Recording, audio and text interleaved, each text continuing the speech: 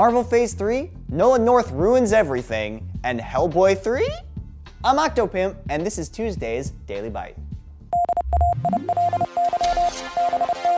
Vague news, true believers. With the impending release of Ant-Man heralding the end of Phase 2, President of Marvel Studios Kevin Feige revealed plans for Phase 3 of Marvel's cinematic universe in a recent interview. And by reveal, we of course mean there were several maybes and could happens. But still, here are just a few of the maybes. The villain for the joint Sony-Marvel Studios Spider-Man film is still undecided. Will they reimagine a previous villain or bring a new one on screen? Mysterio? Kraven the Hunter? The Tinkerer? Recently, Mark Ruffalo said that Robert Downey Jr. told him he'd be in Captain America: Civil War. Feige addressed this, saying, "Hulk is not a primary part of Civil War. He may not even be a part at all." When asked about a potential Ant-Man sequel, he clearly stated, "The answer is, I don't really know." Feige revealed that the upcoming origin films, Doctor Strange, Black Panther, Captain Marvel, or The Inhumans, could take place in the past like the first Captain America film. But the most exciting possibility he addressed is that he sees the Marvel TV shows like Netflix's hit Daredevil series as tools in the toolbox that could show up in future Marvel films. With a long list of upcoming films, one thing is clear. In the land of maybes, Marvel Studios is king. We'll call this Q&A Uncharted, Drake's foot in mouth.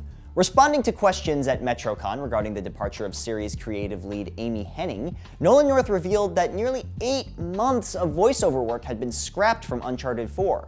In her place, Neil Druckmann and Bruce Straley, the team from The Last of Us, were brought in to develop the game's story. North, who voices the game's protagonist, Nathan Drake, said the change was understandable as the new creative leads had to develop their own ideas and compared the project's 2 different stories to the difference between the works of Robert Ludlum and Stephen King, saying they're different styles, but it's true to the story.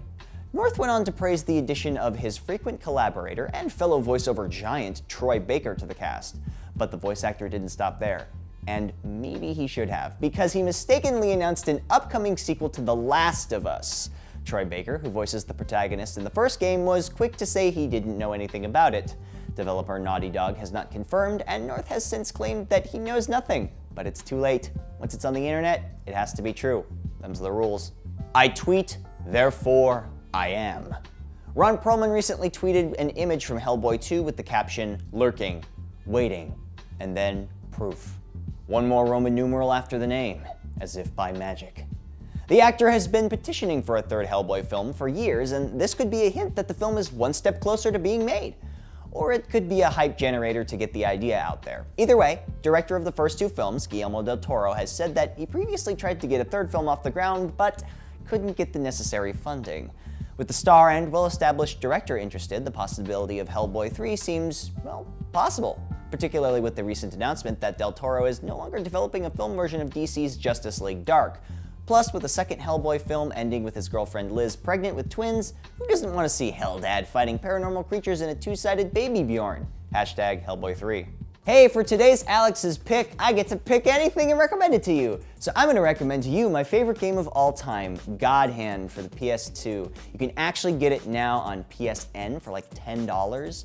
It's really, really hard. In fact, the E3 trailer tagline was, "It's a hard game, but fair." And it is that. It's very fun. It's a beat-em-up, 3D era. It's made by Clover Studios, directed by Shinji Mikami, director of the original Resident Evil and also Resident Evil 4. It's goofy and weird and campy, and the voiceover is a thing. But check it out. It's really fun, and if you want a challenging but interesting game, I think you would really enjoy it.